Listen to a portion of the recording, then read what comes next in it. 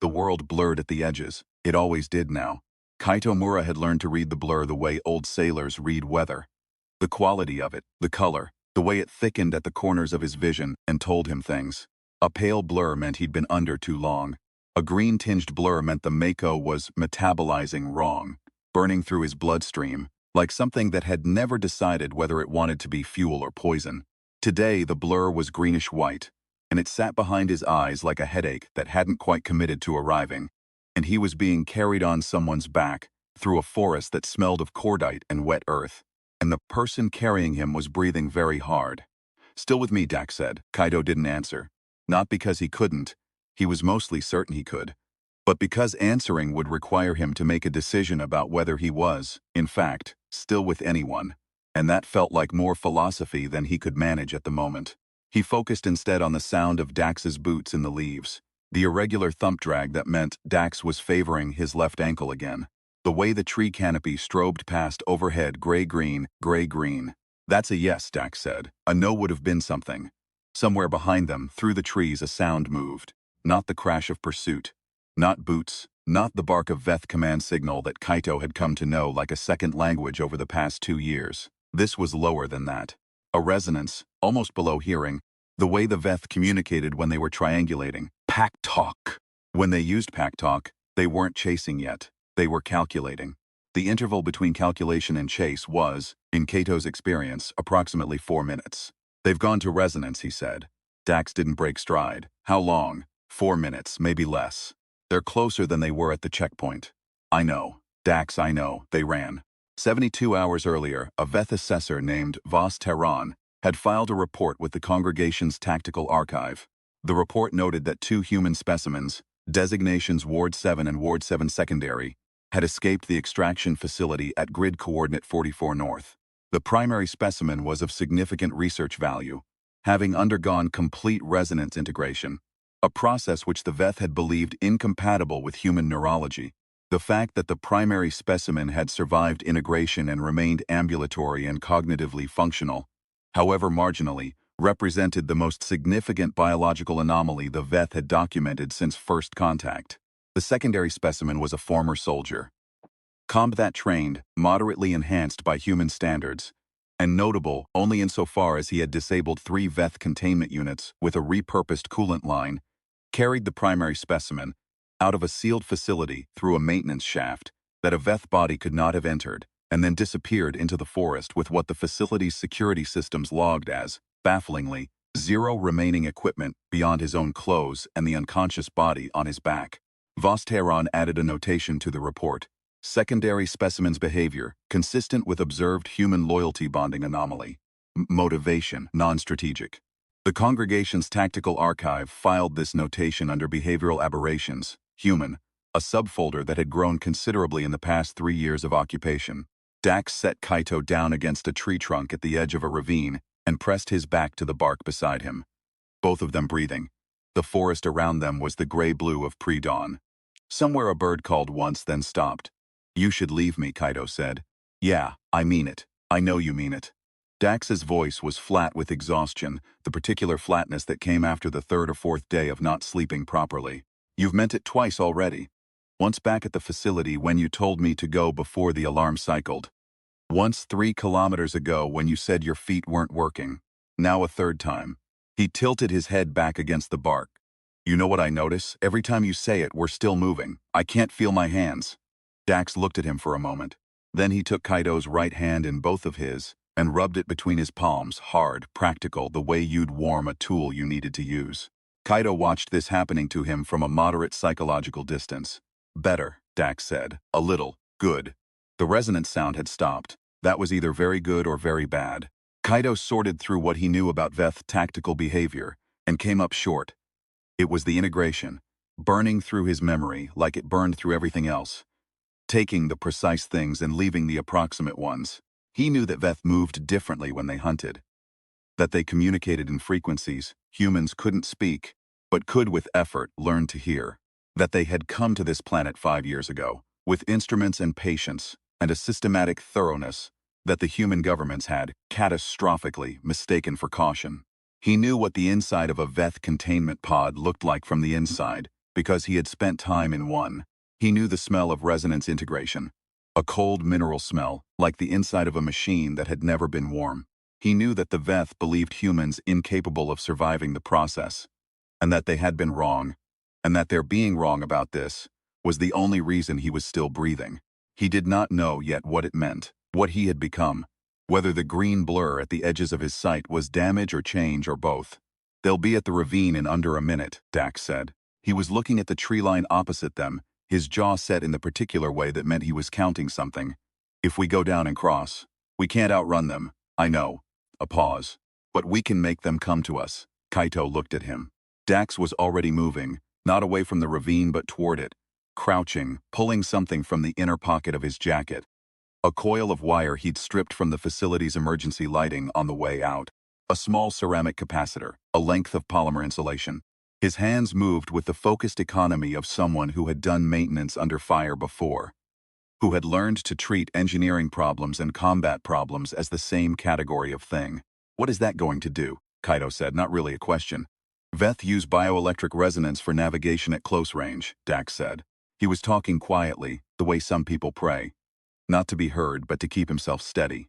"Interrupt the signal, they lose targeting. Stops them from triangulating individuals in a group. I've got maybe 30 seconds of discharge if the capacitor holds." He looked up. "After that they'll have us cold. 30 seconds. Enough to move." "Enough to move where, Dax?" "We don't have. Enough to get to the ridge," Dax said. "You remember the ridge." Kaito remembered the ridge. It was where they'd made the decision, 5 years ago at the beginning of it, that the Veth weren't coming to negotiate. He'd stood on that ridge as a 23-year-old lab technician, with a clearance badge and no combat training, and watched the congregation's first transit ships come down through the atmosphere like falling stars, and felt something cold move through him that he hadn't recognized at the time as the specific chill of history pivoting. "There's nothing at the ridge," he said. "There's a transmitter, old emergency broadcast relay. I cached it there 8 months ago." Dax's hands didn't stop moving. "Haven't had a reason to use it until now." Kaito was quiet for a moment. "What were you going to transmit?" "Whatever seemed useful at the time."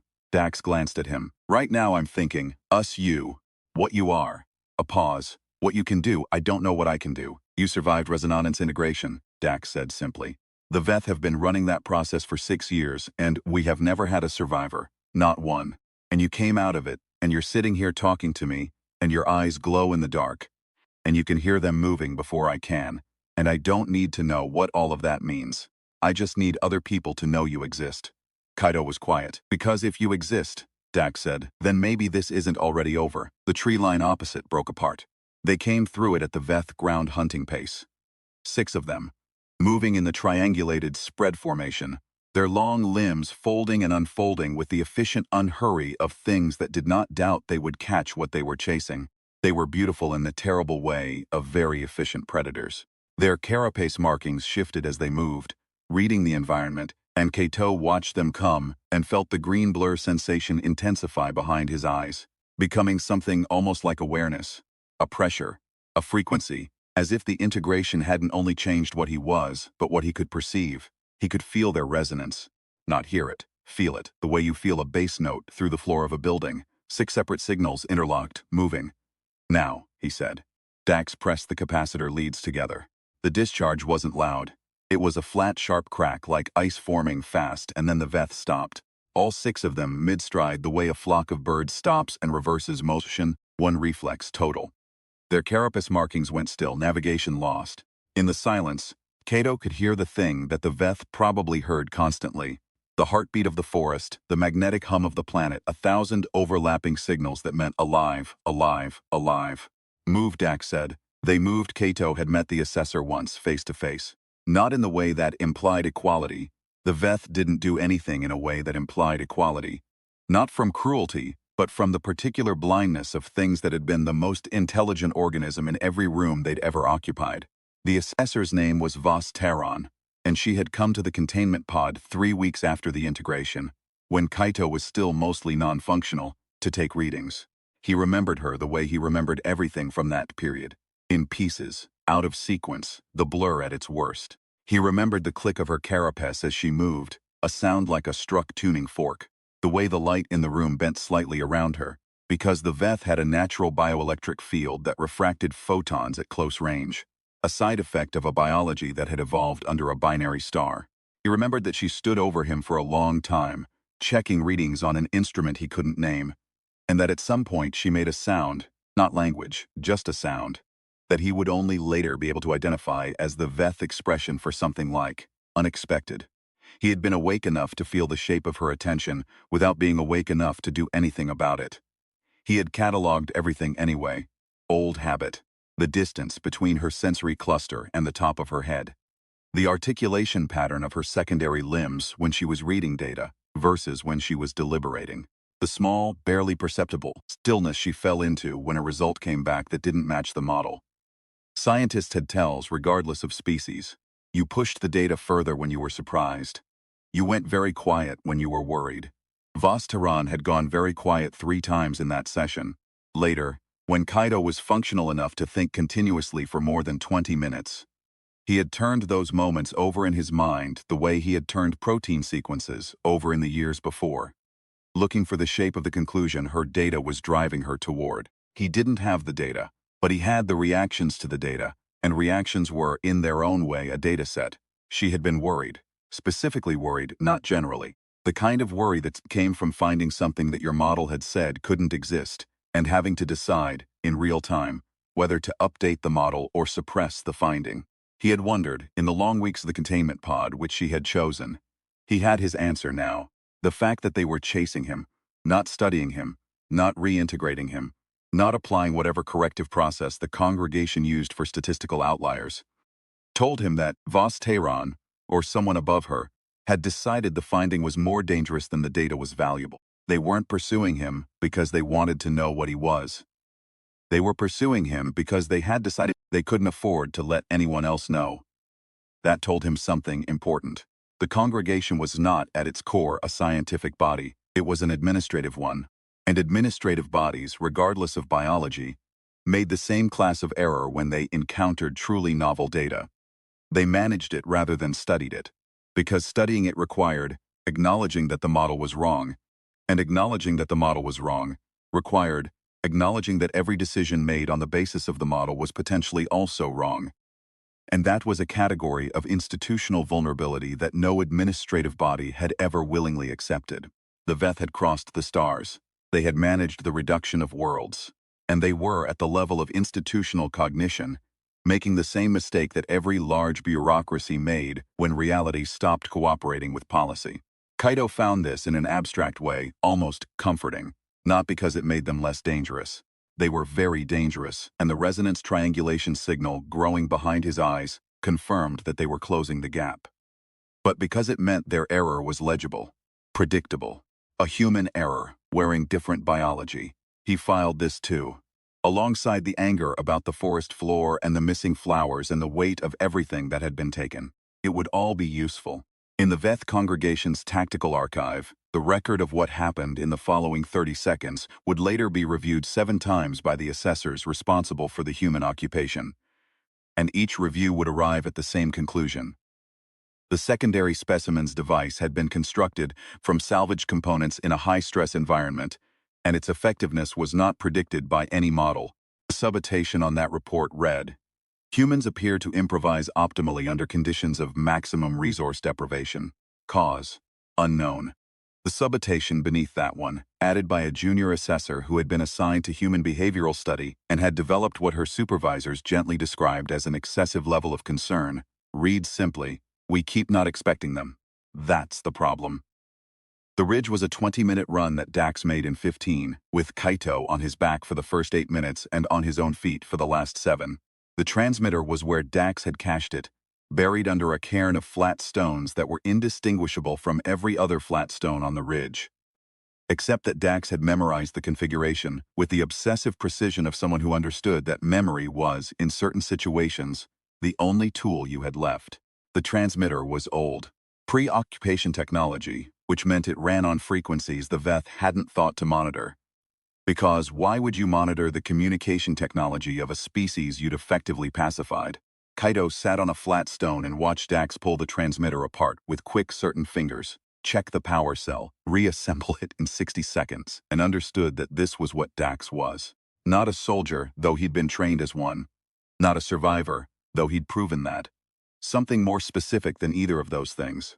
Someone who looked at broken systems and found, in the breaking, a way through. "What do I say?" Kaito said. "Whatever's true." That's not a useful answer. Dax sat back on his heels and looked at him. The dawn was coming now, genuine dawn, pink-gray light cresting the tree line behind them, and it caught Kaito's face and turned his eyes the color of shallow ocean water, the green that wasn't his anymore and hadn't been for 2 years. Dax looked at him with an expression that Kaito had learned to identify as the one that meant Dax was seeing something that frightened him and wasn't going to say so. "Tell them what the Veth are doing," Dax said. "Tell them what resonance integration is. Tell them that a human survived it." A pause. "Tell them that if we can survive it, we can probably learn to use it." Kaito took the transmitter. It was heavy in his hands, familiar in the way that old technology was familiar, a weight that came from components that had been designed by people who'd believed they were building something that would last. He keyed the frequency and began to speak. He had been 31 years old when the congregation first made contact, a biophysicist working on protein folding in a university that no longer existed, in a city that had a different name now, living a life that had contained. He could still enumerate them. The blur hadn't taken them. A bicycle with a rust spot on the left handlebar, a collection of pressed flowers his mother had given him when she died, a habit of listening to old radio recordings while he worked because silence felt like something waiting.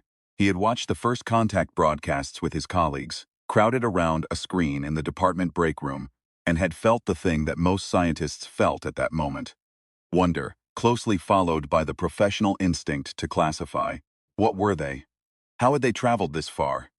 What did their biology suggest about the conditions of their origin? The wonder had lasted approximately 6 weeks. The congregation's assessors had been thorough and patient, the way very confident things could afford to be. And by the end of the first year, the word occupation had begun to appear in official documents, and by the end of the second, it was simply the word people used, the way you used any word that had stopped being a description and become a fact. What Kaito had not understood then, could not have understood, working with protein chains and university budgets and a bicycle with a rust spot, was what the Veth actually wanted. It had taken capture, containment, and 2 years inside a Veth facility to learn it. Not the diplomatic language they used, which was generous and systematic, and would have been admirably clear if it hadn't been entirely dishonest. The actual want. The Veth believed that biological consciousness was a finite resource that diminished with complexity, that as a species grew more cognitively elaborate, it consumed more of the planet's ambient bioenergetic field. The thing they called the resonance, and the thing that humans over millennia had called many different things, and that Kaito now understood in his bones as an actual physical phenomenon, because the integration had made him able to feel it the way you feel a limb that was previously numb. The Veth did not want to destroy humanity. They wanted to reduce it, simplify it, return it, in their terminology, to a state of harmonic balance with the planetary field, which meant, in practice, something between domestication and erasure. The congregation was very old, and had done this on other worlds, and considered it a form of ecological management. They had not, in their considerable history, encountered a species that could survive resonance integration. Resonance integration was the process by which the Veth managed the reduction, a surgical modification of the target organism's neural architecture, its consciousness, crudely stated, rebuilt in the image of Veth cognition. Efficient, contained, harmonically compliant. The Veth had run the process on humans for 2 years. They had run it on thousands. The humans had not survived. The integration required a neurological flexibility that Veth modeling predicted human brains did not possess. It required the ability to hold 2 entirely different cognitive architectures in parallel without the architecture of identity collapsing between them. Kaito had survived. He did not entirely know why, and the blur at the edges of his vision was part of the cost, and sometimes the green frequency sang behind his eyes at a pitch that felt like grief, and sometimes it felt like something for which he didn't have a word yet. But he was here, still measurably himself, anxious, precise, unable to stop cataloging things even when the things were his own degradation, still able to be carried on a friend's back through a forest, and feel, despite everything, the specific and irrational human conviction that it was not yet over. He said as much into the transmitter. He said it plainly, without rhetoric, because he had been a scientist before he was anything else, and he understood that what people needed was not inspiration but information. He described resonance integration. He described the VETH facility, its architecture, its staffing patterns, the maintenance window on its eastern perimeter, where a person with no remaining equipment could, if they were determined, pry a coolant coupling loose. He described what the integration had done to him, and what it hadn't, and what he thought, precisely thought, with appropriate uncertainty flagged, it might mean for anyone else who survived it. He said, "The Veth are afraid of this. They didn't tell me that, but I can feel their resonance now, and fear has a frequency, and I know what it sounds like," he said. "They made us survive their weapon by underestimating us. That is a human tradition too, falling through the cracks of other people models of what we can and can't withstand. They built a process to reduce us, and one of us came out the other side, with our neurological architecture intact, and an additional sense we weren't born with. And I think that's funny, actually. I think that's very funny. I think my mother would have thought it was funny," he said. "My name is Kaito Mura. I was a biophysicist. I am broadcasting grid 44 north on a frequency the Veth haven't thought to monitor, because they don't expect us to be using technology this old. If you can hear this, find the others like me. There will be others. The Veth run a systematic process, and they've been running it for 2 years. And if one person can survive it, the probability of others is not zero. Find them," he said. "The person who carried me out of that facility on his back is named Dax. He built a signal disruptor out of a wire and a capacitor in under 40 seconds while being pursued. I want that on record. I want that specifically on record." He keyed off the transmission. Dax was looking at him. "Good," Kaito said. Dax's jaw worked for a moment. His eyes were doing the thing they did when something had moved him, and he was deciding whether to say so. He had the face of a person who had decided, a long time ago, that feeling things openly was a security risk and had spent years maintaining that decision under conditions that kept eroding it. "Good," Dax said. Behind them, from the tree line, not the near one, the far one 2 ridges back, the resonance triangulation sound started up again, closer this time. The Veth were adaptive, and they'd compensated for the capacitor discharge, and Kaito could feel them in the green blur place behind his eyes as 6 specific signals, moving with purpose. He stood up. "How far to the next relay point?" he said. Dax was already shouldering the transmitter. 4 kilometers. There's a rail tunnel. Preoccupation infrastructure, concrete, 2 meters thick. Veth bioelectric doesn't penetrate that. And after the tunnel? After the tunnel, there's the city. Kaito knew what city. He'd grown up 50 kilometers from it. Line the way he knew the rust spot on his bicycle. Not consciously, but in the stratum of the mind where geography and memory had fossilized together into something that was just the shape of the world. The city had a different name now, officially. The congregation had renamed all the major population centers as part of their administrative reorganization. But that was, Kaito had observed, one of the consistent miscalculations of entities that believed cognition was primarily a matter of information management. You could rename a place. You could not rename what it meant. Meaning was encoded differently than data. It lived below the linguistic, in the body, in reflex. You could tell a person the city was called something new, and they would agree, and nod and continue to feel what they felt when they heard the old name. Because that feeling was not stored in the same place as the new information. The Veth were very intelligent. They were not always wise. And the distance between those two things was, Kaito was beginning to understand, the only gap they had to work with. "Let's go," he said. They ran 4 kilometers through a forest that was changing around them. Not seasonally, but fundamentally, the Veth bioremediation processes that had been running for 3 years slowly re-engineering the soil chemistry toward congregation optimal parameters. The trees here were still the old kind, but at their roots, the fungal networks had been replaced. The underground communication systems of the forest overwritten with Veth analogs. Kaito could feel the difference in the resonance. The old hum of the planet's biology, interrupted and rerouted like a signal through a spliced wire. It made him angry. Not the clean anger of ideology, but the specific anger of someone who had spent years studying biological systems and understood viscerally what was being lost. Not just diversity, not just function, but meaning. The accumulated biochemical conversation of 100,000 years paused mid-sentence. He filed the anger away. It would be useful later. Everything was useful if you remembered where you put it. The tunnel was where Dax said it was. A preoccupation rail bore through the base of the ridge. dark and cold and smelling of old concrete and water. Kaito felt the Veth resonance fade as they went deeper, the thick walls cutting the signal the way water cuts sound, and for the first time in 3 days the green frequency behind his eyes went quiet.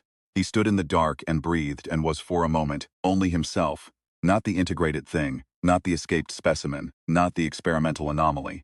Just a person standing in a tunnel breathing. "You okay?" Dax said from 2 meters ahead. "Yes," Kaito said. "And then I keep thinking about the flowers." A pause. Dax's footsteps stopped. "What flowers?" "My mother's. Pressed flowers, a collection she gave me. They were in my apartment when—" He stopped. "They're gone. Everything from before is gone." The dark of the tunnel was total. Kaito couldn't see Dax, could only hear him breathing. "My sister had a dog," Dax said. He said it the same way Kaito had said the flowers. Factually, without preamble, like reading an inventory. Lab mix, stupid, kept eating things that weren't food. A pause, chewed through 3 pairs of my boots over the years. I was annoyed about it every single time. Another pause. I would give a significant amount to be annoyed about that right now. They stood in the dark for a moment, 2 people standing in a tunnel with the occupied world above them, and the resonance blocked out and the old planetary hum going on without them, as it had always gone on, patient and indifferent and entirely unaware of how much it meant to be alive inside it. "I need to sit down for a second," Kaito said. "Yeah," Dax said. "Me too." They sat on the tunnel floor, backs against the concrete, and said nothing for a while. Kaito's hands had stopped being numb. The green blur was gone, replaced by ordinary darkness and the sound of water dripping somewhere deeper in the bore. And he was cold and his feet hurt, and he was, accounting for all currently available evidence, still alive.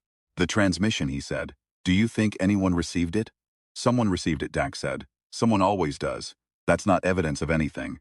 "No," Dax agreed. "But it's true, anyway." Kaito considered this. The scientific part of him, which had not been touched by integration or occupation or loss, wanted to note that this was a logical fallacy. The other part of him, which had been carried on a friend's back through a forest because some people didn't know how to leave, understood that some things were true in a way that logic was not the right instrument for measuring. A sound from deeper in the tunnel. Not the resonance, something softer, a shift of weight on concrete, the specific quiet of a person trying to be quiet. Kaito went still. Dax had heard it too. He was already up, pressed to the tunnel wall, one hand moving to the metal tool he kept in his jacket. Not a weapon, technically. A pry bar 30 centimeters of hardened steel, which Dax had been using as a tool for the past 2 years, and which had on 3 documented occasions also served as something else. The sound again. Closer. Then a voice, a woman's voice, low and controlled. "If you're Veth, we're already dead anyway. If you're human, say something." Neither Kaito nor Dax moved for a moment. "Human," Dax said. A pause. Then, a light not bright, a small chemical lamp held low and aimed at the ground rather than their faces, which was the tunnel etiquette of people who had learned to meet strangers without blinding them. 3 figures. A woman in her 40s, dark-skinned, moving with the economical precision of someone used to keeping a group alive. Beside her, a teenage boy with a heavy pack, his expression doing the work of trying to look older than it was. And behind them, half leaning on the tunnel wall, a man who was breathing wrong. Kaito saw the man's eyes even in the low light. Green, not the ordinary green of eyes, the bioluminescent green, the integration green. "You survived it," Kaito said. The woman looked at him sharply. "How did you?" His eyes. Kaito was already moving toward the man, the scientist's autopilot overriding everything else, cataloging. "How long?" "Since the integration?" 3 months, the woman said. She was watching Kaito with the specific wariness of someone who had been in dangerous situations long enough to know that good news could turn fast. "He hasn't been functional. Not the way he used to be. He can't," she stopped. "He doesn't talk, he can hear us, he knows us. But he stopped talking about 3 weeks after they." "The integration process," Kaito said. He was crouching in front of the man now, looking at his face. Late 40s maybe. Whatever he had been before, worker, soldier, farmer, had been replaced with the profound stillness of someone running a very large calculations in a very small space. "It's not damage. Or not only damage." He looked back at the woman. "My name is Kaito. He and I, we survived the same thing, and there are things I know now that I didn't know before. There are things he probably knows that neither of us has words for yet." The woman stared at him. "What does that mean?" "It means..."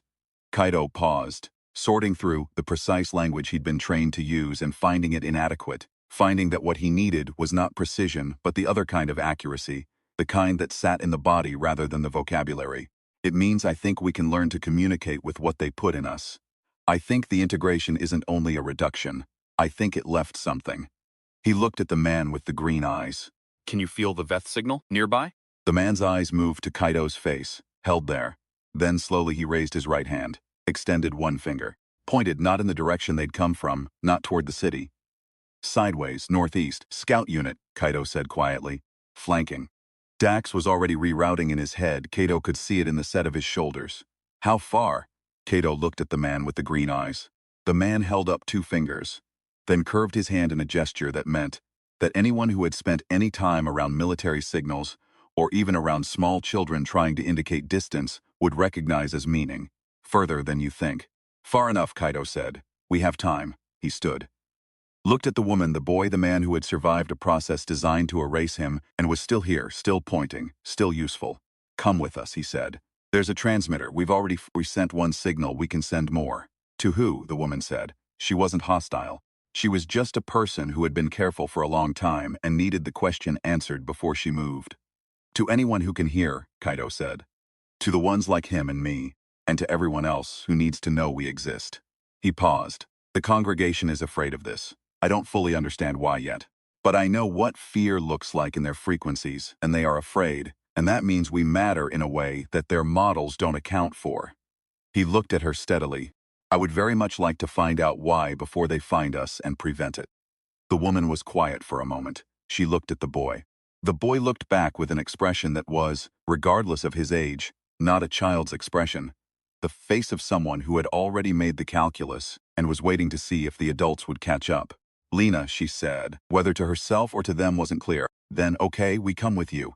They moved. You should leave me, Kaito said.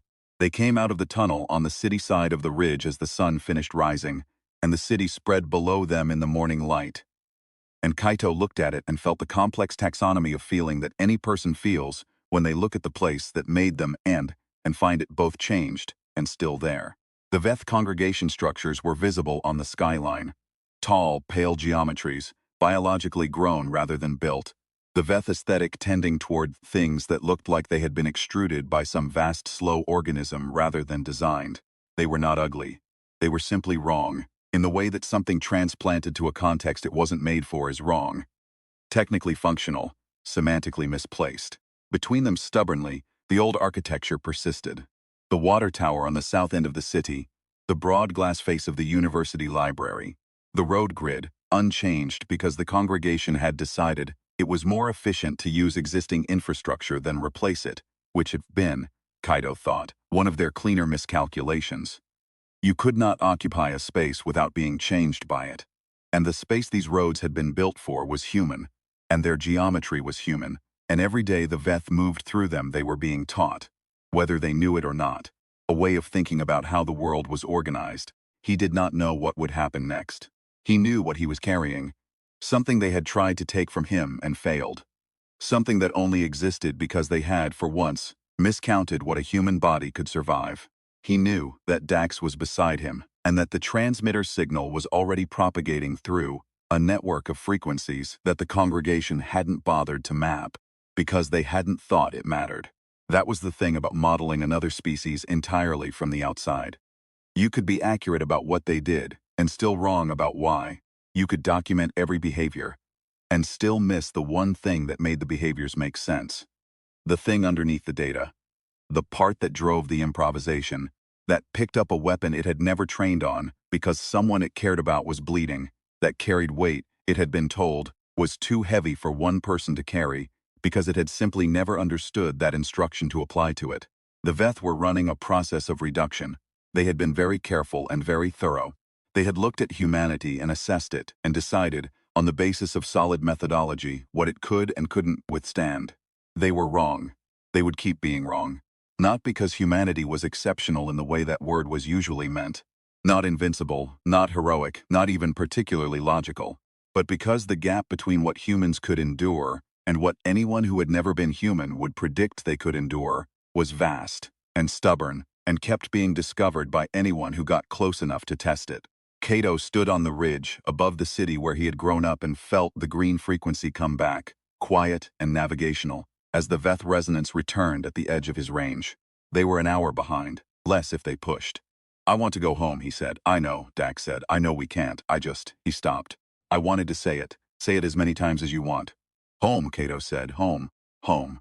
The word sat in the air between them over the city in the morning, and was not adequate for anything it was trying to hold and was the only word there was.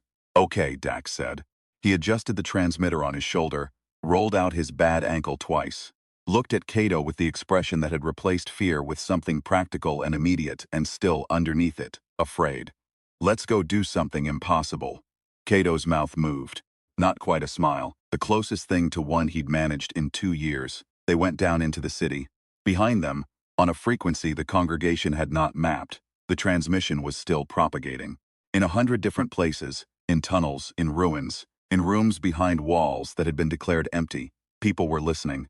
Some of them were people who had survived things they hadn't been supposed to survive, who walked around with frequencies in their blood and green at the edges of their sight, and the accumulated inventory of everything they'd lost riding somewhere just behind their ribs.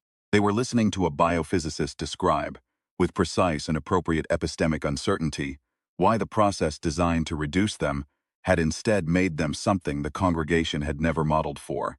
Why surviving the thing built to unmake you was, it turned out, a specifically human outcome. They were listening to a man say his friend's name and insist it be recorded because that was what you did. You named the people who carried you, you put it on record, you refused the amnesia that the occupied world was always trying to install. They were listening to a voice that had been inside the congregation's own process and come out itself, still cataloging, still drawing maps of the things it loved that were gone, and the word home still warm in its mouth like a coal that had been banked a long time and had not yet stopped burning. The Veth congregation was very old. It had crossed between stars. It had managed the reduction of species on 7 worlds, patiently, systematically, with the long-view confidence of something that understood time as an ally. It had not, in all those worlds, encountered this. The signal propagated. The city waited. The sun came up on the world the way it always had, without opinion, without preference, without any particular view on whether what lived beneath it would make it to the next morning. The humans went down into it anyway. That was in the end the whole story. The only story, told in 1,000 different keys since the first of them stood up on 2 legs and looked at a horizon that was, by any rational measurement, too far away to mean anything to them, and started walking toward it, not because they knew they'd make it, because they were the kind of thing that walked.